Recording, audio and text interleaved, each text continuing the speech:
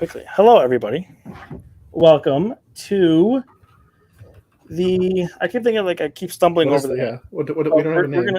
So I guess this is technically like a podcast. We're going to download the audio and put it out there, but we're also live streaming a debate discussion of the official top 25 Sabres prospects of this calendar year, I guess 2022 we could say. Mm-hmm. So I think it's something we can do every single year and kind of have some fun with it. So we have a 4-man group here to my right, or to my left, actually this way, is going to be Austin.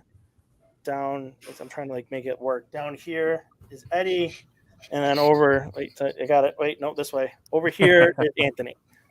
It's weird because I'm looking at it like Austin's here, but I have to point here to make it work. It's like a reverse Brady Bunch situation. It is, essentially. It is. So I'm sorry for getting started a little bit late, but we had to get some, small talk in per usual. So to talk about Anthony's toe. Yeah, Anthony's toe, his demoing his house. So we had to ask some questions on that.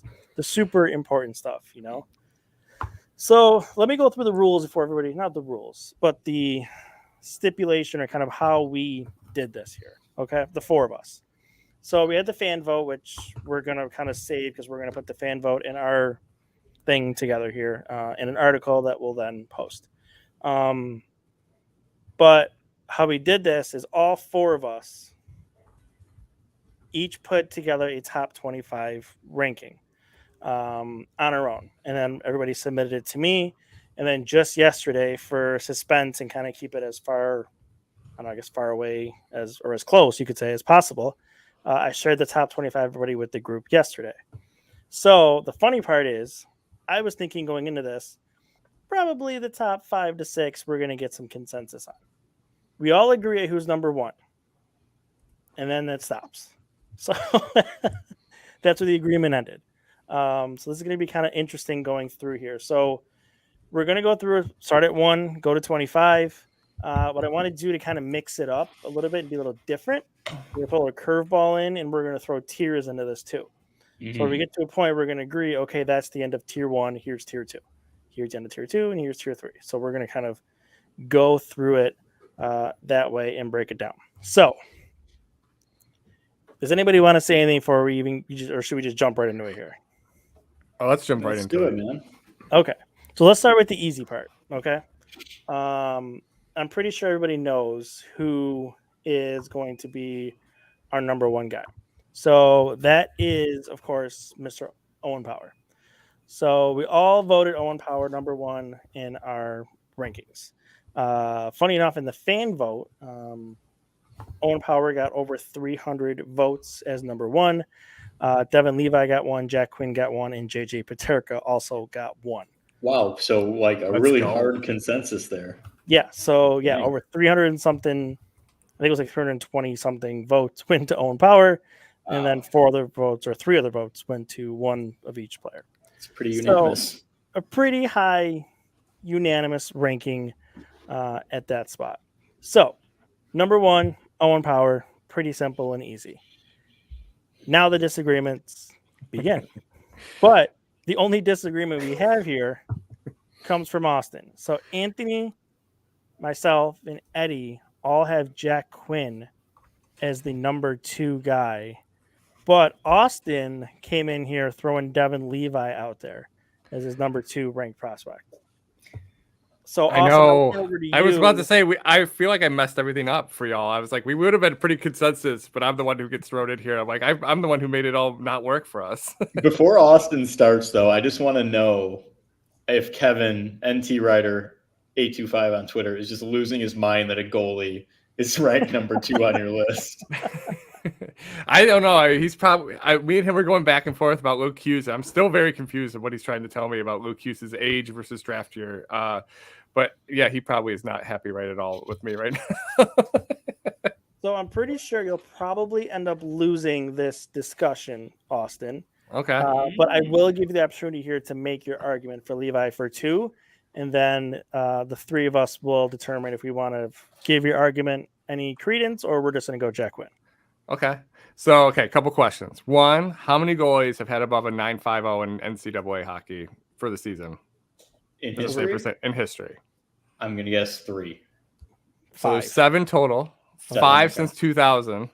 So of the 5, one of them's a backup goalie for the University of Denver who played like 10 games in like 2003. So can we agree we're going to get rid of that one? Sure. Okay. So the other 4 is Devin Levi, Jimmy Howard, Connor Hellebuyck, and Ryan Miller. Of those 4, all of them did it their sophomore year. All of them their D+2 year, which Devin Levi did. And none of them had done it with the amount of shots that Devin Levi faced. So going through looking at how many shots they had faced, Devin Levi was making about 30 saves a game at Northeastern this year. Had a 154 save percentage. The highest one I could find was Connor Hellebuyck, who was seeing about 26 shots a game. So he's making 4 more saves a game. He played 32 games, which is second to Ryan Miller for the 950. It's just, look, goalies are voodoo. They're never going to be consistent. So when we say consistent for a goalie, we're kind of talking about just give us 3 to 5 years where you're like a top 3 goalie in the year. And then that's what the years we're going to ride you to a Stanley Cup. And then the other years you might be a 915 or something might go wrong for 5 to 6 games. And hopefully it's not the end of the year. So, but when they are hot, they are the ones that could steal a playoff series. So like having an Igor Shesterkin kind of esque or a Connor Hellebuyck esque type of player who could steal a series for us is going to be huge, especially as this team develops. I know what Jack Quinn did. I know I'm a big JG Peterka fan, but just I don't think there's someone who could say they're going to be a top 5 talent after Jack or Owen Power in this league besides Devin Levi. And that was my argument for Devin Levi. I mean, I will say it's a better argument than I expected. There's credence to it. Look, honestly, for me, I thought about it at 2, but I just think when you look at age and position, for what Jack Quinn did in the AHL this season as a forward at his age, I think it's hard to kind of overlook that, even as strong of a season as Levi had. So that's why ultimately I went Quinn 2. Now we get to 3 here. I can have a discussion about putting Levi there, but I think for at least for 2, I think we got to go Quinn, but I'll let Anthony and Eddie kind of jump in here. Yeah, I mean, so Austin makes a compelling point, right? And you can make pretty much an equal point about Jack Quinn being in his D+2 year at the AHL level. And he had, I think it's the most primary points in AHL history at a D+2 season, right? So being primary assistant and goals, right? So it's equally impressive. And I'm going to give Quinn the nod because he's doing it in a professional league versus college. And because honestly, like you said, and like everyone says, goalies are voodoo. So a guy who did something, equally noteworthy and from a production standpoint in a more impressive league at a position that has a little less performance volatility, I'm giving that guy the nod. But like Chad said, you made a more compelling point than I was expecting for sure. Low expectations. I'm just here to over. By the way, that's not an indictment of you. That's more of just I didn't see it at all. But like Chad, you can maybe talk me into 3 now, but I still got to give it to Quinn. Eddie? I mean, I had him 10th, but we're not going to. That's right, you did have him 10th. Yeah, I put him. I mean, we're going to talk about the guys after this. I can't keep Quinn and Peterka out of a tier with Power because they haven't played none of them played a full NHL season yet, and Power had the biggest sample of really good, strong play at the end of the season. But I feel like those 3, you just can't split them up yet. And then, I mean, we'll get to the rest of these guys later, but I still feel like there's five guys that are definitely ahead of him in the forward ranks just because of it's still early enough in their draft pedigree, and then one guy who's, I guess, a marquee trade chip at this point, or just the biggest mystery in the world. And then I've got Luukkonen actually 8th, just because he could easily be the starting goalie in Buffalo by the end of this year, and we just wouldn't know. So you really can't take away his potential to make the jump to replacing Craig Anderson midseason or competing with Comrie for next year's starting role until this upcoming season ends. So that's why I have Levi lower than he is, or as low They're as he is. compelling arguments. Honestly, if I were to throw water on myself, all those goalies I mentioned, Miller, Hellebuyck, Howard, they don't end up really being above a 915 goalie until like 24, 25 years old. So he's entering 21 right now. So he's normally they usually play another year of college. I think one of them went into the pros, but then usually spend either a year in the AHL or they back up for a couple of years, right? So I mean, I'm a huge Levi fan. I think he's athletic as heck. He battles in the crease. I mean, even the goals that he lets in, half the time the rebounds after he made an incredible save in college. And truthfully, I watch more college hockey than NHL, so I'm just a huge Devin Levi fan. But I will concede Jack Quinn because you all are right in terms of what he was able to do this year in the AHL. And, you know, kind of to Eddie's point, right, where he's got UPL ranked above Levi, this exercise is always has a degree of ambiguity to it, because how much do you weigh how close a given player is to NHL ready, right? Like, how much does that matter? Or like you've got, I'm just going to pick a random guy here, right? You've got Ryan Johnson, right? Who, yeah, he's still in college, but like for stop spoiling it. For, you know, in terms of who's closer to the NHL right now, him or Matthew Savoy, him or Devin Levi, right? Probably Ryan Johnson. Do you have Johnson ahead of those guys? Eddie apparently does, but like I definitely not. So, you know, I guess it depends to what extent that matters to you. So I just find that interesting where, you know, you can have a guy who's maybe closer to NHL readiness ranked below someone else, just, you know, as a result of how much you're weighing ceiling versus current skill set. Yeah, I always view it as kind of risk assessment, right? Like Devin Levi's as a goalie is inherently risky, but in terms of production, it's very hard for what he did in hockey. It's not even he's playing in a bad NCAA division either. He's in Hockey East. Mm-hmm. So it's like there's not much to be concerned about with him in terms of what the biggest concern is. What hurts him in this exercise is that he went back to school, right? Like, so like if he were going to play in the AHL next year, we probably would be having the conversations. Hey, does he outplay UPL next year? Does he end up getting a shot at Anderson's spot? Like, that's the conversation. But since he's going back to Northeastern, we're just like, you know, he's playing college, but UPL could play, you know? So you're baking two things and there's no right way to do it. Yeah, no, I agree. So we'll go Quinn at 2. So there was a question we got that I think is interesting before we keep going. I'm kind of curious of everyone's thoughts. We can quickly give it. So the question was that we got, are these top rankings based on hitting upside or average case? I think the answer could be different for everybody. Like, I'm thinking upside, but I don't know where you guys are kind of looking at. I try to shoot for the middle where, you know what I mean? Like, I'm weighing both things, I hope, equally enough, right? Yeah. Because I don't think it's really fair to weight it one way or the other, right? Because as we know, you know, think about a guy like, I don't know, just grabbing someone random, Alex Kissakov, right? Where in terms of propensity to succeed and become an NHL regular, where he was drafted is very low. You know what I'm saying? Yeah. But then you've got, you know, I don't know. I don't think it's fair to lean more one way or the other. It's kind of a mix. Yeah. I guess it's kind of what I'm getting at there in a drawn out way. Austin, are you guys in the same spot by the nods? Yeah, it's so much of a year-to-year kind of thing, and that's kind of where I went in with my, you know, rationale of the tiers too, where, like I said, with that first tier of Power, Quinn, and Peterka, it's really a situation of these are absolutely NHL guys. Like, you just can't separate them. And then for me, it's more, you've got some guys that are going to end up being in that NHL role next year, and then you've got like that ETA kind of thing that baseball does. But, you know, at the same time, you still have to give those guys that are in Rochester kind of a weight. So for me, it was more like I've got this clump of guys. Is it more can these guys in Rochester be overtaken by these guys who are, you know, next year coming to take their spot kind of thing? So for me, it was a little bit of both. I pretty much settled on more of a short-term next couple of years outlook as the real deciding factor. And then from there, just stuck to the tiers. It's like a short-term confidence interval, basically. Yeah. Yeah. Oh, truthfully, stats.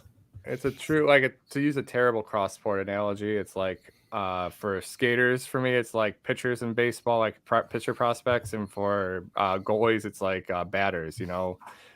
Pitchers, if they can throw 98, but they have to get it all together, like that's a high upside player that has raw tools, and they need to put all their stuff together, and that's kind of like how I view like skating prospects. And then there's pitchers who can command the ball wherever they're a bottom of your lineup kind of NHL player, but they're never going to hit past 88. You know what I mean?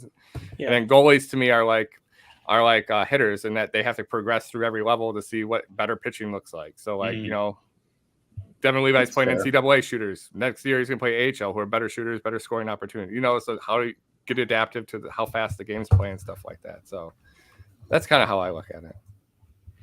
Okay. All right. So Power 1, Levi 2. Sorry. Quinn 2. Sorry. Subliminally, Austin just won this debate. No. So Power 1, Quinn 2. So hopefully these next two we get going a little quicker pace here because it's taking us 16 minutes to get through 2. So let's see if we can get to these next two fast. So number 3, I believe all of us had Peterka except Austin, who messed things up and has. Oh no, he had Peterka at 3 too. So all of us had Peterka at 3. Austin threw Jack Quinn in at 4. So it's not a Jack Quinn hate. He has made he has exceeded every expectation I had for him. So this is not Jack Quinn hate. We have great prospects. That's all this is. Okay. So I guess, do we want to stick with Peterka or do we want to throw Levi in? I mean, we just talked about Levi, so I think the whole conversation. So where do we want to go? Do you want to stay with Peterka? I'm fine with staying with Peterka at 3. Has anybody else switched off of that? I know, Austin, maybe you did because he was your 2, but. Look, I will say this. When I watch Peterka play, like every year he's doing things I never thought he could do. And when Pekka, I think, to paraphrase Pekka, I think a couple weeks ago, and he's like, I don't even think like Peterka knows how good he's going to be, or Peterka, I think, has a ceiling that's unheard of right now in terms of the prospect pool, because I thought he'd be a grip it and rip it third line winner when he got in here, and now the reason why I had him over Quinn is he was a transition monster all throughout the year. Like there was even when production went down for him, he was impacting the play every time he was on the ice. So you're not going to get any complaints from me for Peterka at 3. All right, so should that be our consensus at 3 then? I think so. I mean, like you guys said, I mean, Austin definitely. I mean, I had Devin Levi at 5, but I think I can be talked into him at 4, and I think I could talk to him as like a number 3 with Peterka. It's a coin flip for me. I'm going to stick with my original though. I'll stay with Peterka there. Okay, so so our top 3: Owen Power, Jack Quinn, JJ Peterka. Now, do we want to cut a tier here, or do we want to add one more to this tier? I think we cut the tier at this point. Cutting it. Austin, go with no, you know what though? No, because we're going to put Levi there. I just said like literally 2 seconds ago that I'd put him right on the same plane as Peterka. So how can I justify that? I would vote no. I would vote one more slot for this tier. 2 actually. 2. Yeah, I can go 2. I can listen to Levi. Okay. I think Make the case for 5. I want to hear the case for the other one. I think the cutting. Yeah, can we talk about number 5? All right, so we're gonna say Levi's 4, right? Is that what our agreement is? Consensus? I'll go off of my number 4 because I had Savoy at 4, but okay. Yeah. So I'm assuming you're gonna make the argument then that Savoy should be in that top tier. Yes. Okay, so go ahead and begin your argument on that.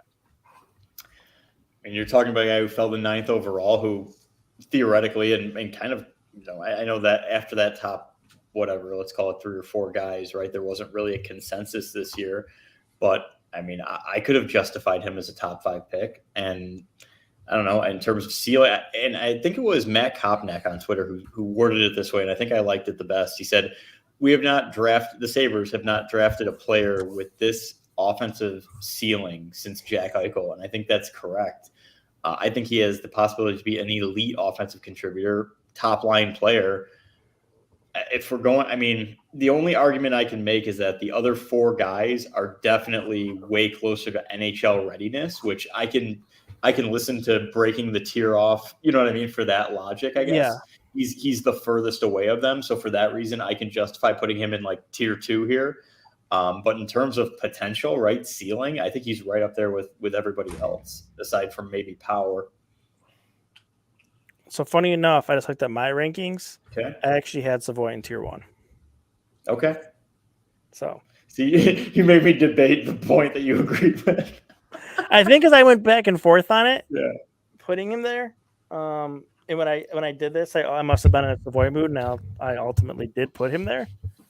But yeah, let's see. Eddie, you had him ranked fourth in tier yeah. 2. I had Austin, all you three had guys him from at this year 5. too. So I guess I think we're comfortable with him at 4. I would say. Mhm. Or, I'm sorry, for at 5 5, now. yeah. 5. But now the question is, do we want to cut tier 1 off at Levi, or do we want to put Savoy in that? It depends. I mean, like I said, the only real differentiating factor is that we have a higher degree of certainty that those top 4 guys will be NHL regulars because of their body of work at a higher level, right? So if we want to cut off at 4, I can understand that logic for sure. I think there's maybe a better argument to cut it off there. I would say cut it off at 4, just because I can make the argument closer that Savoy, like Kulik and Ostland in the same draft are closer to Savoy than Savoy is closer to Peterka and Quinn. Do you know what I mean? As of today, you mean? Yeah, like in I think terms of that's fair. I mean, it was a great first round for us, but I would say Savoy's the most certain of the 3 that we talked about in terms of like being a playmaker and being able to be an offensive zone just monster. I mean, I think the that's worst right. case for Matthew Savoy is he's going to be just like Patrick Kane on the wall on the power play. Like, I'm not saying he's Patrick Kane. He's just going to be just a menace on the power play in terms of his vision. Yeah. So, but I'm good. I love Matthew Savoy at 5. Okay. All right. So we'll cut it off at 4. So our top 4 are Power, Quinn, Peterka, Levi in tier 1, and Savoy at 5 as the first player in tier 2. So number 6, I had Yuri Kulik. Anthony had Ryan Johnson. Eddie had Ostland actually at 5 as the next highest ranked player, and I had Ryan 6 Johnson. at Ryan Johnson. So we have complete disagreement here. So I don't even know. Well, Austin and I are both on the Ryan Johnson train at 6. How we're going to start It's this. not a complete disagreement. So you and Eddie have to defend your points now. Okay. And we have to put in UPL somewhere in here. So That's right. We can't forget about UPL. That's important. Because I guess I should mention that he wasn't in. So Luukkonen accidentally was omitted from the rankings for the fan vote. To be aligned in our top 25, we didn't include him. But talking about it before the show started, we agreed that he should be in this because he matches the criteria of a player 23 years and younger that has not played at least 41 NHL games. So to do these rankings properly, he should be in there. So he will be included in these rankings. Now, I will defend Kulik. So I think you have a player here with extreme. What do I want to say? Extreme? No, I'll go extreme. Offensive upside. I like him more than Ostland, if I'm being honest. I know he was picked later, but I like him more. I think him and Ostland are 2 different types of players in terms of what they bring offensively. I just see huge upside with Kulik if he can hit it. Right, that's the thing, right? If you can, this is where that upside comes in. I think that upside is high here compared to some of these other guys we're going to talk about in this area. Johnson, I mean, I'm a big Ryan Johnson fan, so it's hard for me to argue against Johnson here. I think the difference, though, is where the age is going to come into effect here, where I think Kulik has a higher upside of what he can be and is younger than Ryan Johnson. So I think Johnson maybe ceilings out of the top 4, where I think Kulik can even have the potential of being, I don't know about a top line center, but maybe a top line winger if that shot and everything else kind of comes together. So that's why I put him there. So that's my argument for Kulik. And then if Eddie wants to argue for Ostland, I'll turn it over to him. I pretty much kept those 2 paired up. I definitely considered the 5 or 6 going back and forth just based on Kulik's his ceiling. I feel like is a little bit higher offensively, which just based on the way we talk about prospects and especially the way that the NHL goes, where we really make a lot of our evaluations based on their point totals and then have that be what carries in. I think that it's easy to give him the advantage. I think that with Ostland, you have this place of you're looking at the Sabres depth chart right now, and you're trying to fit in as a goal of being on that path that a guy like Dylan Cousins was, where yes, there is the offensive stuff, but they've really started to tailor Cousins to take a little bit more of a defensive role, especially on a team where their centers are not really as traditional. So I think that part of the reason that he might be looked down on is just because we don't really have the same information that a team would, or even the companies that are working for these junior teams on their defensive prowess. And I think that's something that really, and their transition too, that it's something that really is not ignored, but like, not ignored, but wow, messed up completely off my train of thought here.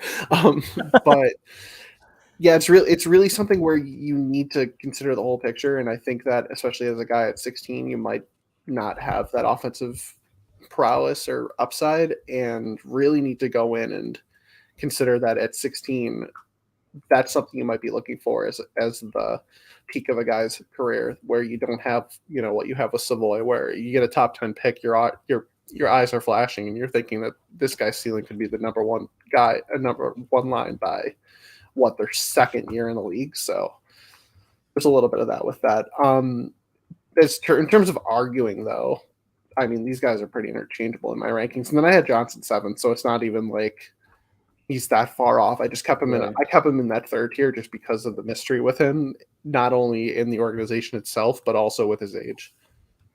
It's funny. I'm the one who had Johnson actually ranked the lowest at 8, and I'm probably like the biggest Johnson guy here, so that's kind of funny.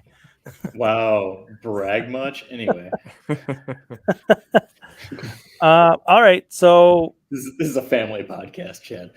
So what do we want to do? None of you got it? Whatever. Okay, so here's the thing. Let me bounce off of Chad's point, because I don't think I can subscribe to Ostlund in that spot. Sorry, Eddie. I love you, buddy, but whatever.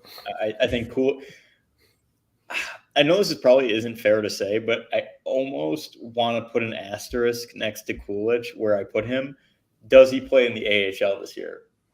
Because that kind of matters. I think it moves up his developmental progression, maybe, if he does. That would be, I mean, if he's definitely playing in the AHL, I can justify putting him ahead of Ryan Johnson. But if he's going back to the Czech or Czechia, I just don't know.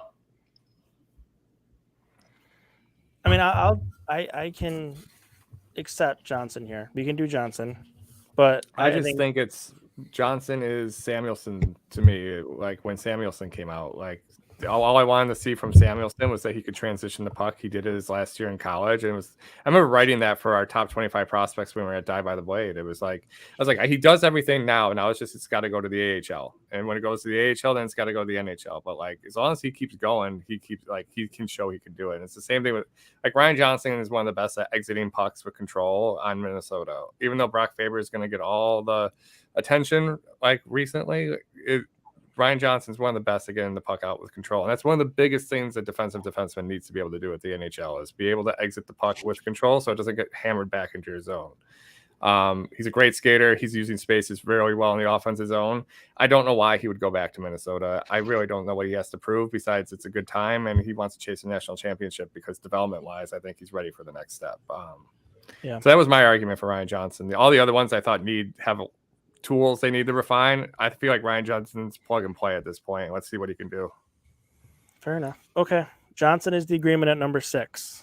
Now at number 7, based on the rankings we have here, it's basically everybody's rankings. It's either Ostlund or Kulik in this spot. So, I'm a Kulik guy. Eddie's an Ostlund guy. Anthony, based on your rankings, you had Kulik ahead. Mm-hmm. And Austin, you had Ostlund ahead of Kulik. No. I think it's upside versus what we've seen. I mean, especially for the Eddie. I don't know if you were there, but I know the three of us that were at development camp. It's going to be hard to watch development camp and look at Kulik and Ostlund and not say Kulik's ahead of Ostlund development right now, right? Just even off of that couple days or couple hours, than what y'all saw. But I don't know. Noah Ostlund 5-on-5 in the Swedish league is to borrow Sam McGilligan's phrase, he's giga-brained. He's one of the smartest players I've ever seen.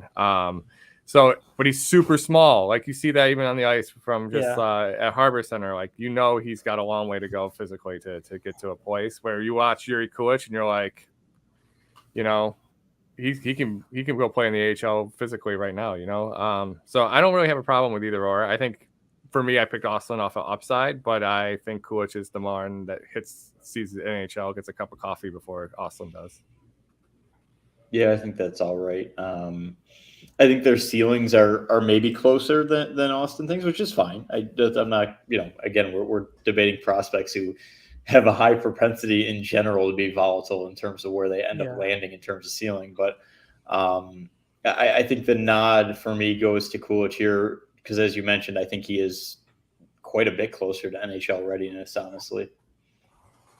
Okay, so we can go Kulich at 7, and then we'll go Austin at 8. Does that make sense? It's fair. I think that's fair. I think we have to debate UPL and Portillo next. That's exactly right. Okay, so Kulich at 8, Austin at Kulich at 7, Austin at 8. Okay, so are we still in tier 2 or we want to cut here? Are we still going? I think we cut here. Personally, that's the end of tier 2. Yeah, cut. Yeah, I say cut it just because that you're really not going to put the goalies in this tier where there's such a big jump ceiling potential where it's more. This would be more of a mystery tier in 3. Austin, you good with that too? Yep. Okay. Let me put in my tier here. Okay. So we are going to now number 9. So this is where we want to get into the goalie conversation of Luukkonen in this level based on rankings. I had Portillo at 9. Anthony had Portillo at 8. Eddie did put UPL in his, had his at 8. Portillo is 8 in Austin. So yeah, we're in a good spot here for a UPL Portillo conversation. So I guess I can go first. I think, man, it's tough. It's tough for me. I want to say I think Luukkonen ahead, but I just kind of watched how good Portillo was at development camp, and that's like the freshest thing in my head right now, right? Is seeing kind of live in person how good he is. I mean, maybe the best part of development camp was watching Portillo and Levi go back and forth. When they played each other, that was pretty cool. So I guess today, right now, if you twist my arm and make me pick a guy that's going to go ahead, I'm going to go on the upside of Portillo. Can I ask a question for those of you who really paid attention to Rochester? So I watched UPL at the Sabres. I watched shift by shifts of Quinn and Peterka in Rochester. I didn't really watch UPL in Rochester.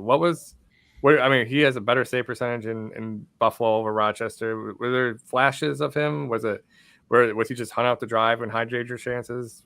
Was that really a lot? Yeah, that Rochester defense was an absolute sieve, man. Yeah, there was times too where you're like, oh, you got to have that one. That's every goalie, but there were those moments. There was also some bad rebound control in there that his defenseman didn't clean up for him. So there was some of that. At one hand, yes, the defense was bad. It gave up a lot of high danger chances, but I also don't want to completely erase it.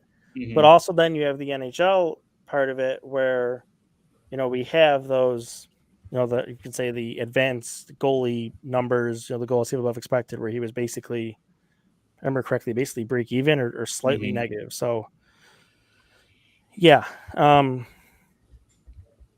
wouldn't completely blame everything the way his numbers are on Luukkonen, but there was also some struggles there too at times. I'm having trouble with this one. Luukkonen. The problem is he's so much. What I'm going to say so much. He's probably 2-3 years older than Portillo, and I don't know which one of them I'm more confident in as an NHL starter one day, right? Yeah. And this isn't really his fault as a prospect necessarily, but UPL's injury proneness plays into this, man. He gets hurt every year for an extended period of time, and if we're ranking this based on current skill, juxtaposed against propensity to succeed or likelihood of success, I have to factor that in. So for me, it's Portillo. It's not that I'm necessarily more confident in him. It's just UPL's body of work at his age is not impressive. And you add it on top of the fact that he's constantly injured. Yeah. No, yeah. Yeah, see, goalies are so hard because then what if, like, I guess, Portillo gets to the injury thing. I mean, he played what? He played every single game for Michigan last year, didn't he? So, well, he's also the antithesis of in terms of like team situation, right? Where Michigan's team in front of him was incredible. Yeah. Which they're going to be good again this year too. Right. And UPL's team in front of him was very mediocre in general. Was the defense bailed out by a being really good horrible. offense. Right, exactly. I mean, you even see what they did with Aaron Dell in the playoffs. Like, they Yeah. made the run, but it wasn't like it was a dominant effort every time from either side, honestly. Right. Eddie, you want to go? Or you want me to go? I'll take it. If Craig Anderson isn't one of the nicest people in the NHL, I think it's Luukkonen and Comrie here this year. And I can't take that away from Luukkonen. I mean, they might not trust him and they might want to see more in Rochester, especially as they've really retooled that defense in year 2 of that system. But I really don't see how you can have a guy who still hasn't played a pro game and might not even be with this organization. I know that's not really matter for like who's a better player, but in terms of a prospect ranking, he's still way more of a question mark than even Levi is. Even with a week of development camp, more fresh in the mind. Yeah, it's hard. It's a coin flip for me because I feel like one of these two, you have to choose between one of these two next year, in my mind, if for playing time. And I don't know. For me, Portillo's more athletic, and I think Portillo's biggest fault is rebound control, but he got a lot better at it this year compared to his freshman season. And I think UPL's biggest thing is that I don't know how athletic he is in terms of like going to be in terms of battling second, third chances in the NHL level. So I'm not a goalie expert. I would lean Portillo, but if you, like Eddie said, like I feel like if Craig Anderson does the signs, we get the moment of truth of what is UPL going to be in the NHL, right? So I don't know. I'm flip a coin, so I will honestly defer. But if you made me choose, I would choose Portillo. Anthony, you win Portillo too, right? I did. So I think you're the tiebreaker here, kind of. Well, I started off by saying I'd go Portillo. So I was going to say, I think we're all kind of on the fence, but I think if someone put, the metaphorical gun to our head with 3 of us leaning Portillo, I think that's the way we go here. And then UPL would have fallen at 10. By the way, anybody in the comments, if you're watching and you want to throw in your thoughts on this too, to even break a tie here like we have in this situation, that'd be welcome. So feel free to throw comments in if you want to. Funny if we're at 2-2, we do a quick 10-second fan vote. Everybody get your opinion in. We're gonna tally these up. Yeah. So I feel like whatever players round or discussions we're having, throwing comments, because in this situation too, we could have used that. But we're gonna go Portillo 9, UPL 10. I think the next one we're all on consensus with. If I look at it quickly enough. Yeah, I did kind of put it all together, so I'm making it easier for me now. So besides Levi, where Eddie had a 10, we're all with Rosine here next. So we're caught up in our top 10. It's just in order. Yep, exactly. So no debate needed. No debate needed for number 11. That is going to go to Rosine. Okay. I will say it's a little bit concerning that he's at 11, and I feel like he should be higher, but he's got a little bit of my concern this year going into this year of like he better do something. You know what I mean? Yeah. Kevin was worded it pretty well. Like this is his make or break development year. For sure. Yeah, he's going to get the minutes. He's going to get the time. I mean, it's going to be hard for a player's age in the AHL. I get that. So you have to cover some of that. But I think we're going to get a good look at what we have here. Mm-hmm. And they got a really better loaded team too. So he's going to have the under his wing stuff. He's going to have all that stuff. Pretty much every opportunity to either go in the eyeball emoji route or the type of car still guy kind of thing. Yeah. I still can't believe he was an option on these prospect rankings. Like he's still around. To answer Barry Smith's question, I'd have put him probably at 4, right behind Turka on mine. Yeah. Yeah, he's in the 3 or 4 range. Yeah, I would say. Krebs was the question. Good question. Yep. Where would Krebs fall in this? Okay, so next, our next highest ranked player. So Eddie and Austin went with Rusak. Anthony and I went with Nadeau here. Nadeau. Now the funny part is Austin has him all the way down at 24, Whoa. where Eddie Austin hates the Q. has him at 17. So Mm. and then Anthony had Rusek at 17. I had Rusek. Did I even not have him? Oh, at 19. So we have differing opinions on these two players. So, I'll say, I guess, Austin, you're the more in-depth prospect guy here. I'll let you make the case for Rusek over Nadeau. Well, if I'm Or going even just anti-Nadeau, it's going to maybe be kind of just talk because why he's 24 on your list. him and Richard or Jake Richard are just like, it's all skating, you know, like their games are predicated at the junior level on skill, and that their pace they're like a below average pace player in both their leagues. I mean, Nadeau for me, like, you have to take his counting stats away. He's the one prospect I like do not care what his counting stats are, because he's playing with the second best player in the queue the last 3 years in Maverick Bork. And then he gets Xavier Bourgault on his wing as well, who's a first round pick, who's probably the third best player in the queue the last 3 years. So he's gifted. And I don't think if you added all of his 30 goals together, he's probably about 50 feet total away from the net. So like he's banging pucks in from just Bork and Bourgault. I do think he has a lot of skill. He's got hand skill. He can make good passes around the net. I don't know if his skating gets better, I think he's like, he could fit that role on the NHL level. I just don't see him ever. I mean, he was at development camp, and I don't even think I noticed him. Do you know what I mean? Like, yeah. That's a good point. I agree with that. And then for me, I just like Lucas Rosek so much. I thought he looked really good in the AHL playoffs. I thought he finally came back from that injury and started to kind of show what he could do.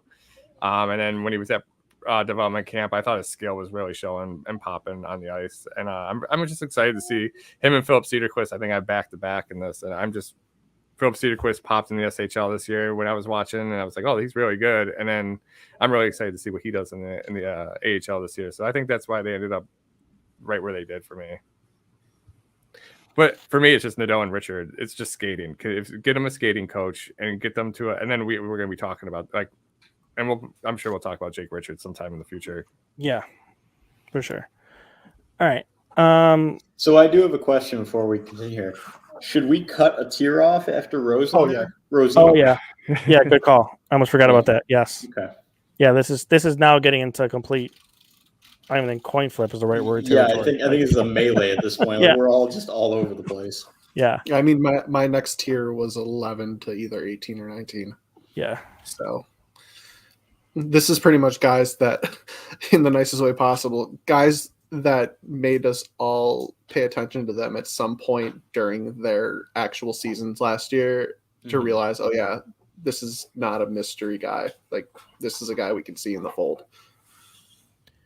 All right, let me throw a guy into this mix at 11 because I had him at 12. Third round pick this year, Victor Nuchev. Did I say his name? Nuchev? You did.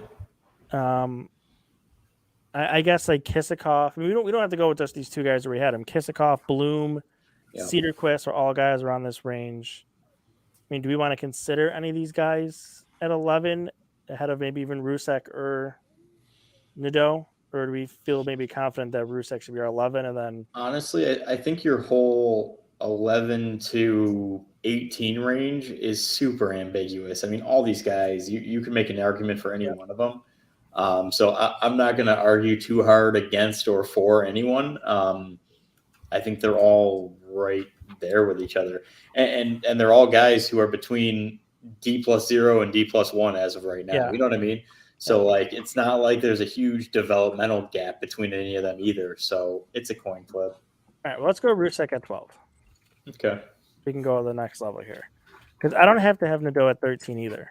Right. So I guess maybe for each one of these going forward here, I'll put this question out to you. Is anybody passionate about a player where they think should be here? I think in general, maybe not right here, but in general, I think Josh Bloom is severely discounted among fans. I think most fans don't even know who he is, and I think he's a way better prospect than he's given credit for. I had him at 13. I think there's a strong argument for him in this group. I had him at 13. Eddie had him at 12. And Austin at 17. Okay. I like Tyson Kozak more than I like Josh Bloom, but I think Tyson Kozak's got more offensive ability. I think Josh Bloom's going to be an NHL player. Don't get me wrong. His penalty kill, his defensive game is amazing. I just don't know if his puck skill is going to ever be anything more than a fourth line player. So, but I think he's got a lot. I mean, look, at the one session I was at, he scored like 2 goals within about 15 seconds. If he would have scored the third goal, my hat was going on the ice. So, like, he definitely can shoot the puck too. So, and his dad's one of the nicest people on Twitter, so I'm not going to say anything bad about him. I forgot about that. Yeah. So I'm not saying anything bad about Josh Bloom. But yeah, I think I do think what Anthony said is true, though. Like, I think a lot of people just don't understand or haven't heard of him. And he played on a really bad Saginaw team this year. So if you watched Pavel Mintyukov's team, if you were following the draft this year, but it was like Bloom and Mintyukov were like the 2 names to follow on Saginaw. So before we start throwing names on the board here, Austin, I know you're a big Cedarquist guy, so I kind of maybe want to give you a second here to talk about why you had him, I think, at 13, right? I you had him at 12, actually. I don't know.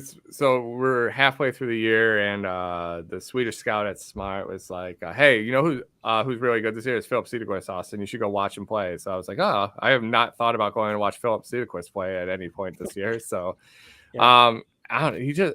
He got better. I don't know how else to put it. He put his game together to where he looked like. I'm not going to say he's like a fringe player for me right now. Like, his skills there. He's a 200-foot player in terms of.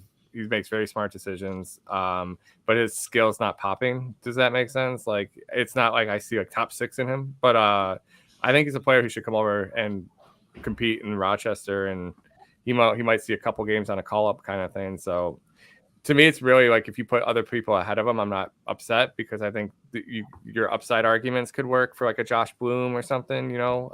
But I thought the player is going to play, and that's kind of like to use Eddie's argument from before, like Cedarquist and Rosick were 2 players I thought could maybe see an NHL game this year if things broke with injuries, but the other ones were like, oh, they're a couple years away. So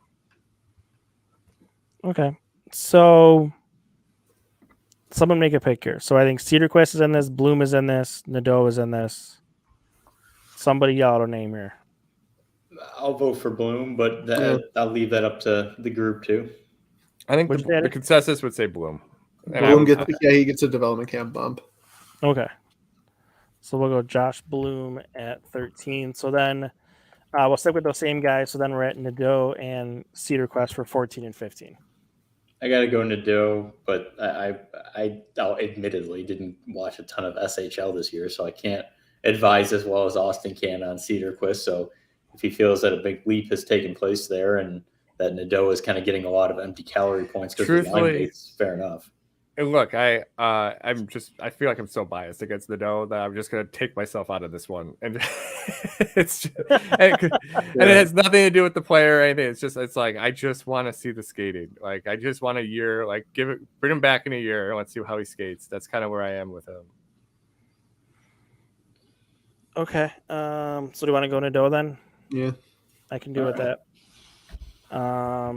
Okay. Then you put Cedarquist after that, right? Yeah. And then at 16 we're at I'm gonna, I don't want to say pound the table hard here, but I'm gonna make a kind of strong argument that I think we should get our first Russian in here. It should be Nuchev. So for me, the next 3 highest ranked I had on my list are Kissakov, Poltipov, and Nuchev, right? So yeah.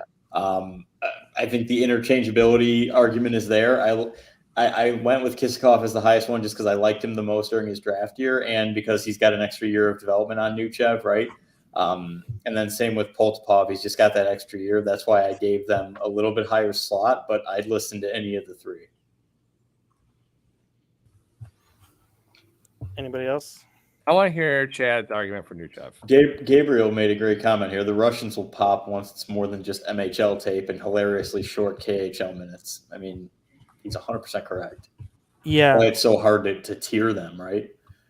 So Nuchev, so this is where the number stuff comes in, because I've heard a lot of good number stuff on him from people I've talked to that are privy to the non-public stuff, and also the incredible shooting. Where for prospects, if you can shoot the puck well, you have my attention, and that's kind of the case here. So that's why I would put him, above Kissakov or even Poltipov in this point.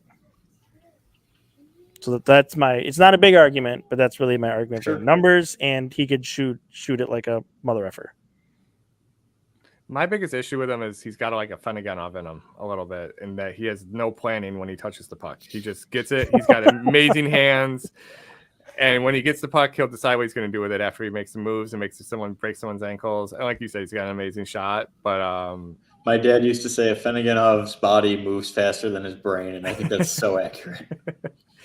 So I just see a little bit of Selingram in Nuchev, which makes me a little pause. But you can't argue 40 goals and 60 odds some games. But also, if Nuchev becomes a Selingram, I think we're all like super excited about. Yeah. Let me just say that like he's not even 17-year-old Austin will love Maxim Selingram more than he's exciting. Him and Yaroslav Spacek were my go-to people. So yeah, nice. So I think that was my first username on Die by the Way was Space K. So anyways, yeah, Nuchev's a good one. I think my top one here was Poltipov, and that was strictly because I like he's a banger, and I think he's one too though, y'all, that he's not coming over to 25. So we got some time with him that Nuchev could be a lot. He's got a long time to cook over there. It's a great point. I had Kissakov above Nuchev, but just because I think Kissakov made a big enough jump that, yes, it was kind of surprising that he did sign his ELC this year. But if you get that, hey, he might be around next year season from Nuchev, and it's not just this could be our next Olofsson or guy, I think that's really what you want to see out of Nuchev this year at minimum. And then just based on that, that's why, just based on the D+1, give it to Kissakov. And all of us, except me and Austin, had Kissakov higher than Nuchev. So yeah, I mean, I guess we'll go Kissakov here, and then we want to go Nuchev next. Then Nuchev, then Poltipov. I think that's fair. Do you guys know, is Kissakov for sure playing in the AHL next year? I don't know if it's for right? sure. Can they get him to the United States? He signed his ELC, didn't he? Yeah. I think by the time camp comes around, yes, he'll be in. I mean, they got him to Canada, at least. We know Austin, that, there's right? a geopolitical situation going on. I don't know if you know about that. I was like, did he go back? Can he come back? Well, look, I don't know. Yeah, I mean, he's out of Russia. He's in Canada. He was there a couple weeks ago, right, for the draft. Smuggle so he's out of his ass Russia. over the border, get him a garbage plate. Let's go. Yeah, so I would think he's AHL. I mean, I don't think they're not going to. It says on Elite Prospects he's playing in the AHL, so I'm going to go with that. I don't know. Yeah. I agree. I'm really interested to see what he does. I have a lot of. He was low for me because I don't know how his game translates out of the MHL, but he has a lot of skills that if it gets put together, it could hit. All right, so we'll go.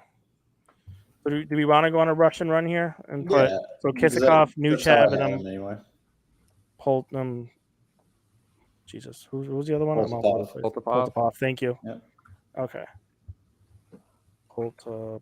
Okay. All right, so we're making progress here. We're at 19. So let's go to where our rankings are. Let's see who our biggest player on the board is. My question is, do we cut off here again? I think there might be two more guys just based on what we do here. Just posting the question. I think we need to talk about Aaron Hugon first. Yes, that's where I was going to go next. I think he belongs here. I think so too. That's the guy I would say should go next here. I even think he's lower than. That's a hard one. I have him probably lowest of all of us. What do you have him? 21st. I have him 23rd. Yeah. Oh, okay, fair enough. I had him 15, so I'm the Hugon guy here. So what's your why do you have him so high? So I think the way he played the second half of this season when he got more minutes at Minnesota sticks with me. I think when he got the opportunity, he showed more offensive flair. I found it interesting that he did this at playing center in college, is when he started to really be more of a standout player, if you will. And it's going to be hard next year because the big guys are going to be, well, some of the big guys are gone at Minnesota, but they're also bringing in a new crop too. So let's say he plays with Logan Cooley next year, who could be like the best player in college hockey if he goes back to college, which I think he's going to. Then it's like, okay, yeah, I mean, Hugon had his stuff, but then they get to count into, okay, but he's playing with Cooley and he's playing on a loaded Minnesota team with a whole bunch of, I don't want to say overage, but juniors and seniors and guys that came back, especially on the blue line, so I think Lacombe is back, Johnson's going to be back, Faber went back, so they're returning a lot of their older players, but age is also a factor because you kind of have an overage, what is he, 22, 23-year-old sophomore he's going to be. Because he lost that first year to injury, first 2 years, really, with the back injury. So, and then you kind of got to take into account too that the back injury is still a thing. He's admitted that still bothers him at times. So, really, realistically, with that back situation, is he going to be able to handle being knocked around in the NHL or even the AHL with that back? So, I think the on ice stuff, if you take away the back injury, is really exciting to think about it, especially if you can build on how he ended last year at Minnesota. But that back injury kind of adds some uncertainty of what he really can be at the pro level. You hit it on the head. It was like, even reading Scott Wheeler's article on him earlier in the year, saying how he was still in pain while doing all this was like, and just constantly having to manage it was just like, how does this translate throughout the rest of his career? Like how,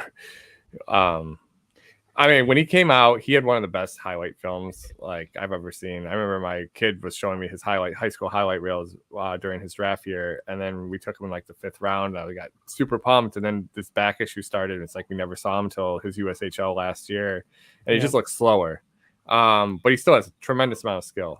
My biggest thing was I don't know how he carves out a role on that Minnesota team next year at forward, and that's going to be the scariest part because, like you said, he played on an all freshman line, and they look good. And then they're going to add in like 3 or 4 top first round picks and like Snuggerud, Cooley's going there. Like they have a lot of people, a lot of mouths to feed there next year. And Nyes is back. So, but you can't deny what he was and what his skill set is. It's just, can this back heal? Yeah, the back is the question mark here. So if it's not Hugon, which Hugon could be in it, but let's kind of put him against somebody else. Who's somebody else that anybody thinks should be in this range too? Have we ranked Rusek yet? Yeah, we did. Put him at 12. Yeah. Okay. So I like Matt Lindgren. And the reason I really like him is because, I mean, if you look at his point production as a defenseman last year in his D-1 season, holy cow, like that's an offensive defenseman. And like, I know you can't really go off point totals, but I mean, I think it's true from what I saw of him. I loved his transition game. I just think he fits the Sabres defensive mold, right? Like they're prototypical ideal defenseman to a T. I'm a big fan of his. He was my favorite day 2 pick the Sabres made, just in terms of value versus draft position. So I'm a big fan of his. I would like to throw his hat into the ring in this spot as well. I agree with Anthony. That's right. That's the name I would probably have. I think I have Tyson Kozak higher than him, and that's really just because of I just love that kid's game. His portly, that kid hits, that kid plays. He can play everywhere, and he's got skill. Like I don't know if y'all were there for that session when he broke Peterka's ankles on the 1-on-1 drill and then scooped a handle, but that was like he has a underrated skill that I don't think a lot of people realize that he'll have, and that will continue to be there. But in terms of what Anthony's talking about, Lindgren's one of the. I said if this was the year of the offensive defenseman in the draft, and if you don't get one of the top tier offensive defensemen in the first round, Matt Lindgren was a target at the back end of the second round, and we picked him up in the fourth. Great passing ability. He's a bit of a train wreck in his own zone sometimes, but everything offensive and transition wise, he can skate like the wind. And if you can skate, I believe you have to be able to defend a rush. You know what I mean? So I can go Lindgren here. I can accept that. Eddie, thoughts? I know you're a Hugon guy like me too. Yeah. Do we sit here? I'm less talking about Hugon and more. I'm curious to you guys if we're going to talk about Lindgren. At what point in this conversation about defensemen does higher upside offense kind of a mess in their own zone, but also getting top minutes in a professional level, do we bring Oskar Laaksonen into the conversation? Because I feel like, yes, he's probably losing height off of his NHL ceiling, but he's still their number one in Rochester, and I feel like that's something we have to consider, especially because how long is it going to be until Lindgren is in that position? I think it's fair, but isn't Laxton 23? And at this point, if he's not showing improvement defensively, is he an NHL player? I mean, a lot of his point totals. I mean, I know we talk about him as an offensive defenseman, but at 5-on-5, to me, he didn't do very much. And I tracked a lot of those games. He's a great power play player. He's a power play quarterback, and I have no question he could probably be competent at it at the NHL level. I mean, he's got elite power play ability, but I can't justify anything else in his game being NHL level right now, personally. Yeah, I can't put Laxton in here either. I'm all Laxton vibes though. One of my favorite personalities. Got a great mustache. He does. Yeah, I thought him and Samuelson were the elder statesman running stuff, but I would agree with your assessment. I needed this year to be the big defensive leap year for him, and it just didn't happen. Not even close. Yeah. And the guy's getting a healthy scratch in the playoffs. Right. And yeah, I mean, Gabe, you make a great point. I was more just talking in general, as an NHLer, but Gabe says he'll never use that power play ability in Buffalo with Power and Dahlin, and that's 100% accurate. Yeah. I mean, if I'm making a trade, I'd even consider adding him as part of it if somebody sees upside there. 100%. I mean, well, I get it. You're short on the right side. You're really not anymore, though. They added a bunch of those AHL, NHL fringe guys, right? Where you're really not that thin anymore. Yeah, I mean, just on a defense that we said was bad. Yeah, right. He wasn't even their top 6 in the playoffs. So, that's before adding all these guys, right? I mean, he's losing playing time to I don't know who was one of the names, just those randos who they cycled on defense. Yeah, I mean, to Mark Alt, that's not good. I mean, I had Laxton at 20, so not too far away from here. I also had that's honestly why that was really where I felt like we needed to ask the question. Now that Lindgren's involved and he's still there, and he's the most, even if he's not, even if he's getting healthy scratch in the playoffs, he's still the most polished of these guys so far in their career. Yeah, so I think we can go. So to circle it back here, I think we kind of have our next 3 guys here. So I think maybe we can go Lindgren 19, Hugon 20, Laxton 21. So I have an issue with Laxton at 21, and it's only because I think Austin has been pushing for a certain guy here for the last 5 spots, and we've kind of disregarded him. I need Austin to make his case on Kozak. Yeah, I could listen to Kozak because I have him pretty high on mine too. I had him at 22. I had him 22 as well. Tyson Kozak, I would really just say that, and I'm trying not to be politically correct here with this. I feel like he has a bad PR. That's how I feel about Tyson Kozak. I feel like if Tyson Kozak had Josh Bloom's PR, people would be super excited about Tyson Kozak. He just came at Tyson Kozak's dad just now. Hey, you need to get on Twitter, sir. No, but Kozak, I mean, Yeah, I think I said this earlier in the year. And I was talking to a couple WHL people. I was like, I just really like Tyson Kozak as a player. Like, not even trying to project him out as anything. Like, he's just like a guy I want on my team. Like, he'll go around and hit people, play in the penalty kill, and then all of a sudden he's dangling. Then he's in front of the net, banging a puck in. But then all of a sudden he's like shooting it from like a medium danger area and beating the goalie clean. He's flashy, but it never really showed. Like, it's not like what would you say, like super flashy, like you're gonna say, oh my gosh, this kid's got hands, but like then all of a sudden, like I said earlier, it's like he breaks Peterka's ankles in a one-on-one drill and everyone's just going, oh, who's that kid? And it was like Tyson Kozak's been able to do that the entire time, like so that's really my argument. I think it's the last kind of player I have in this kind of range. Wasn't he like a 7th round pick too? Yep, he was Yeah. 7th round pick, I think, last Great year. value. There's So another I think- 7th round pick on so I here that I think- fell in love with during development camp. So I guess we're doing pretty well. Is in that 7th round pick? picks. Are we at 20 now? We're at Is that where we're at? 21. We did 21. Lindgren 19, Hugon at 20. Got it. So I think if I had to choose between Laxton and Kozak, I would. And I had Laxton higher initially, but after hearing Austin and kind of talking myself out of Laxton in that spot, I think I'd go that way. But what do you and Eddie think? I could go Kozak here, but really quick, should we be breaking a tier here I think after Yes. this spot, we probably should, after 21? in my opinion. But maybe you know what? I think after Hugon we should. I think that's right. You're right. Yeah. Yeah. All right, so we're in okay. tier 5 here. Yep. Okay. So Eddie, what do you think? Yeah, we can go Kozak. Okay. So then we'll go Laxton at 22. I think Laxton and stock going down for me this year is a big reason why I'm having so much trouble. You know what I mean? Justifying putting him ahead of guys who have their stocks going up. Fair enough. But All right, Kozak 21, Laxton in 22. Now we're into 23. So I think there's 3 guys here to talk about. Mm-hmm. Jake Richard, Tobias Leonin, Mm-hmm. and Sudin. And I think Sudin is the other 7th round pick that Austin was pretty excited about, and I'm actually pretty high on him too.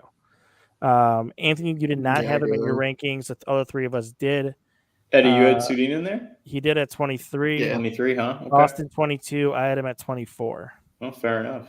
I could put Sudin over Leonin if we want to. You know, I'm good with putting him here. Yeah, Leonin's only on my together. list because of draft position, honestly. So I mean, do you want to? Austin. I mean, it's your guy a little bit here. Do you want to? I know. I was sending Chad private messages like, "Look at this kid." Yeah. Honestly, for me, it was he played on Casper's line somewhere. If you were watching Marco Casper, he was on Marco Casper's line for the majority of the year in the SHL.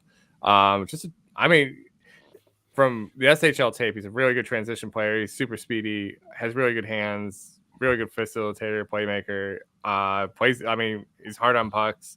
And I fell in love with him at development camp too. So I was just sitting there being like, my gosh, this kid's really good. And then being like, how is this kid a 7th round pick? And then going back and watching him, like, this kid was, production wise, it's actually not terrible either. So like before I ever started watching games, I was just a huge like analyzer of drafts, like a D+1 when you have like 13, 14 points in 40 games. Like you're playing a men's league, you have a role in it, and a 3rd line role. Like it's a type of player that kind of you can see popping as well. But I don't know, development camp was one reason, and then watching his SHL tape and then watching him just feed pucks to Marco Casper, I was like, oh, how did I not notice this kid playing with Marco Casper during the draft process? So I don't know. I fell in love with that kid. That was the big kid I had, and of the 3 you named. I got to be honest with you, I'm struggling with the goaltender. I know we have to almost rank him because of draft stock, but I've struggled on tape and in development camp with him. And yeah, he was pretty bad until he got hurt, right? I wasn't there for those days, but the reports were he was pretty bad. Yeah, there were a couple people with. It's a hot development camp is a hockey practice, and if you're showing just like that poorly as a goalie in that situation, that's really not it was a contentious day on hockey Twitter that day when it came to that. It was like on one hand you had like people saying he was terrible, on the other hand you had people saying like this is not a day favorable to goalies. But like after watching it, it was kind of like the other goalies were making saves though. Do you know what I mean? Like, so Yeah. it's like, why? That was the thing I took away from it. I stayed off of tweeting anything that day. I'm thankful I did. But I do think it's I don't know. I think I struggle because I don't know anything about goalies, and we took him so high, and I just want to know why. Like, there has to be something there, right? Like, He's big and can move. and I love Jake Richard, however you say his last name. He was going back and watching him. I think he's got so much skill. I think it's just someone get him a skating coach, please. He's Yeah. got to be in top 25 for me. So let's really quick. I had Richard at 19. So we have 2 spots here. Okay. Mhm. So guys that probably should be in the discussion for these 2 spots is Leonin, Mm-hmm. Richard, Mm-hmm. Novikov, Big Al, Albert. Yeah, I was gonna say don't forget about Big Al. Yeah, Big Al is what I'll call him, but Albert Saxon, is that how you say it? I should know that because I'm a big fan of his, but I think it's like Saxon or something around that. Sardarian was in a couple of rankings here, was in Anthony's and Eddie's. Linus Weisbach was in none of ours, I don't think. But I mean, he's a guy. He's I guess, worth the 97 years conversation here. old. Yeah. I I'm love just you, checking Linus, if but he wasn't in I there. love you, but I this prospect pool's too deep. Yeah, right. I just don't think that's going to work. I didn't even So, think yeah. he qualified. Finally, too, it's the Steve. So Sardarian, Leonin, Richard, Saxon, I think are 4 guys for 2 spots here. Richard is my vote. So should we put Richard at 24? So I think we all agree should be in this. Yeah. Okay. Yeah, my 24 to 27 was pretty interchangeable. So it's easy. It would be easy to sway me at this point. Yeah, I had him at 21. This is where sure. I struggle with this 25th one. Yeah. So Anthony and I had the Saxon as our 25. Novikov was Eddie's 25, and Richard was the last one in for Austin. And I But had we all had Leonin. I in our had rankings. Albert. I had Big Al at 20. Right. I had L at 25, yeah. I'm going to say something straight up, and it's only because I knew he didn't have a great year. I didn't realize how rough of a year Sardarian had. If I had to do this again, I would not have him in my top 25. Kind of weird. He didn't come to development camp either when he's going to college. I found that kind of weird. He didn't come. That was weird for me. But so that alone, I think, can drop him off the list for us. Maybe having a down junior year is one thing. Having a down USHL year is just not okay. Yeah. Look, I was convinced when we took him that we only took him because he was Poltipov's line mate, and we were doing him a solid because I did not see anything when he was in the MHL. And Youngstown was a dumpster fire this year, and I thought they were just I thought he was invisible. So All right, so Sardarian's out. Mm-hmm. So Novikov, Leonin, the Saxon. The only reason I think the goalie is in this is because of where he was picked, which is the 100%. Yeah, that might be elimination worthy. It's like it's 3 goalies here already. It's like I don't want to look back on this in 5 years and him to be a starting goalie for the Sabres, and we're sitting here with him outside the top 25 because he couldn't make a couple saves in development camp, and the couple times I watched him at U18, his numbers are shit. Yeah, his U18s weren't that good. Yeah. He's huge across the board. He has horrible numbers. He has, I think. Who agreed with me on this? Was it Joe from the TCB?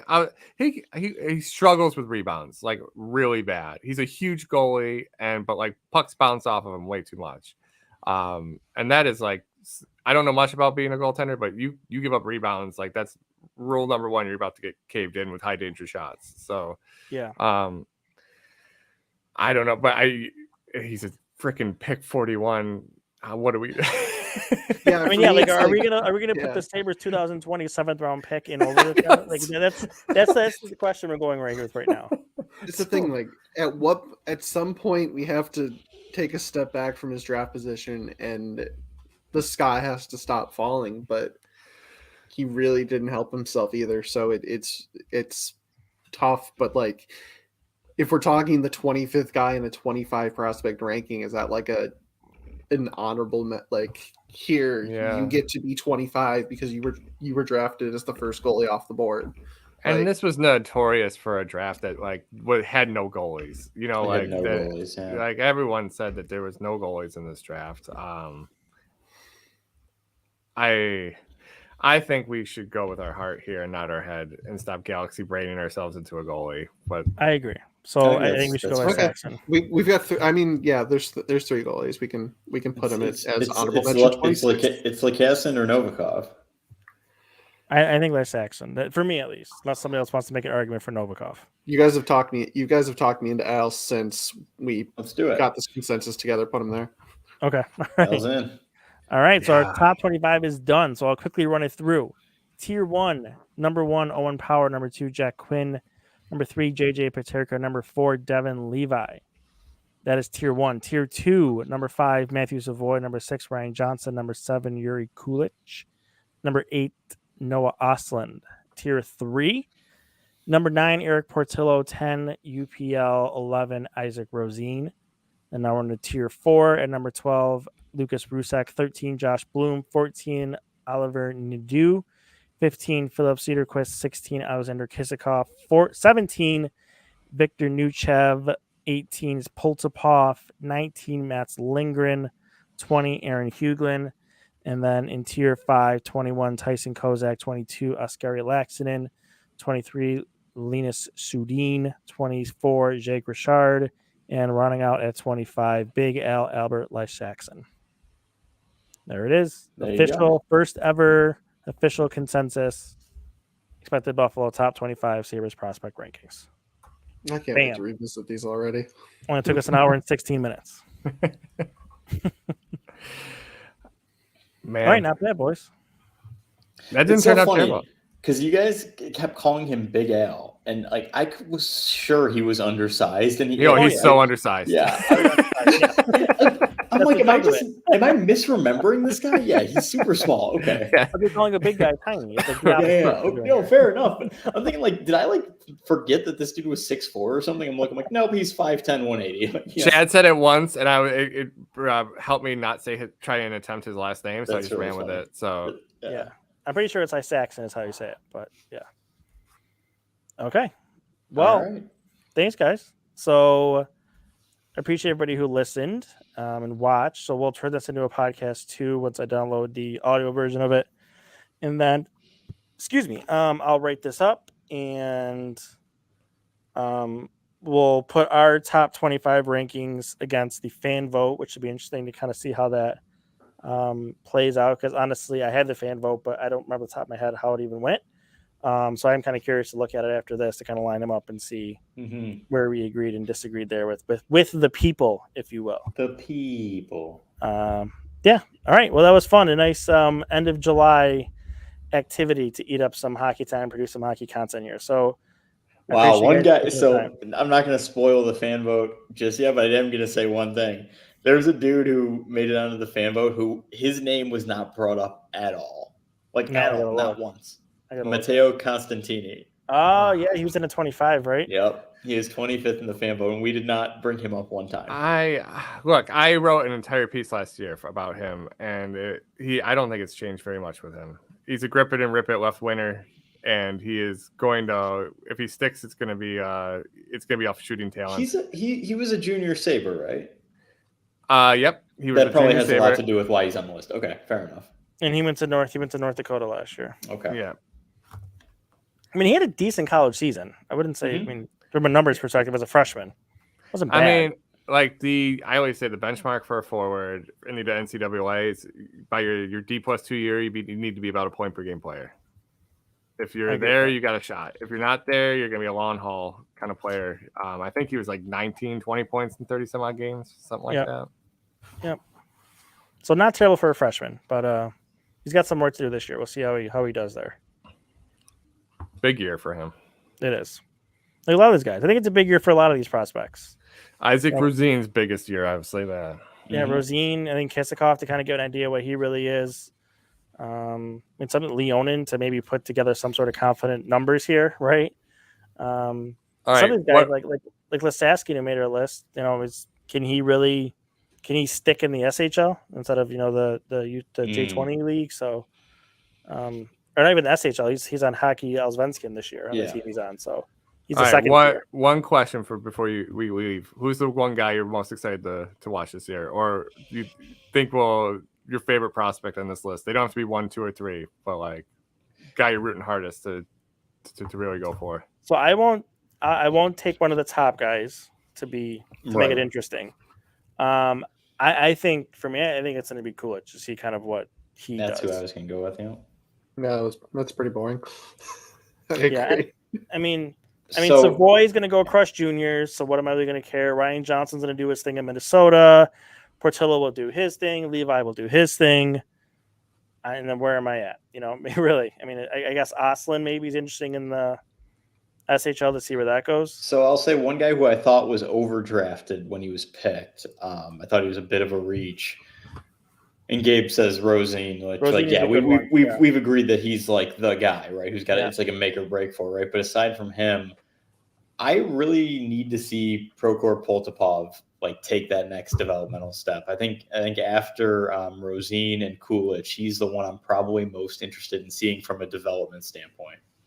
I gotta be honest with you. For me, it's Nuchev, and it's strictly because of all the hype that came after he was drafted about being like the second or third best Russian on their board, and all the analytical things that are in the background. Like that's one that kind of came out of nowhere, and that they're really excited about. So I'm really kind of interested to see what he does. That's a good point. Yeah, Poltipov, it's hard for me to get there because, like Austin said, I mean, he's not coming here until he's 24, 25. And being on that Moscow team also gives me anxiety too. The Russian Army team. Mm-hmm. So that gives me added anxiety on top of it. That's fair. And plus, I'm not mistaken, he also loves it in Russia too. So that's So it's a guy's 24, 25. So we're still. But we have his line mate playing at New Hampshire for the next 4 years. So yeah, right. Yeah, I mean maybe that's the bait to get him over here, and all the other Russians too that we're getting over here. So yeah. The whole prospect class, I think is interesting for sure. It's so deep. It's so it good. Is. Yeah. It is the best they've had in a very long time. I mean, the way I kind of put it is, it's deep, and there's really not a lot of guys on here too where you can be like, yeah, he's good, but, and like it's kind of like we had Justin Bailey, or even like perfect example was Matej Pekar, who had these great junior numbers, but I'm yelling into the void, but he didn't do well as an overage junior until he went and played with Byfield. Then he scored all these goals again. Like you're being duped off of that. And, sure enough, he's a fourth line / scratch in the AHL. But he did have that one development camp where he hit somebody. So, it's wild that in like 3 days. Darlene, didn't he? Yeah, right. Yeah. What were you saying, Austin?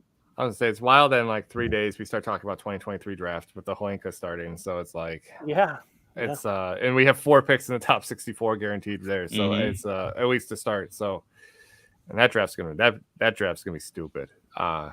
So, and I was trying really hard not to hype up that draft, but going through the last 3 weeks, like preparing for the Holinka, like those kids are ridiculous. Yep. Yeah, I mean, there's multiple kids in that draft that you could, over these last few years, you can make arguments that could go one, from that class. So it's going to be interesting.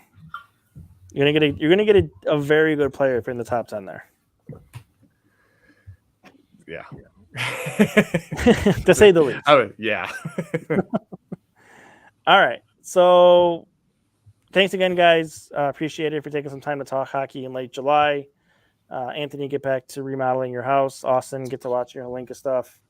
And then Professor Bones, I know you got warm up there of some more analytic classroom sessions going on. So everyone's busy, very exciting. And I have a fun article I'm working on too.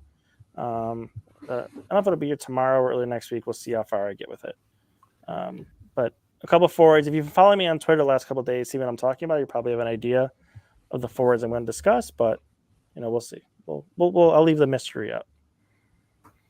So that's it. Thanks everybody for listening. Everyone enjoy the rest of your summer. And for Anthony and I, again, like I said last time, the next time we get a podcast out of us, I don't know. At some point, we'll see here.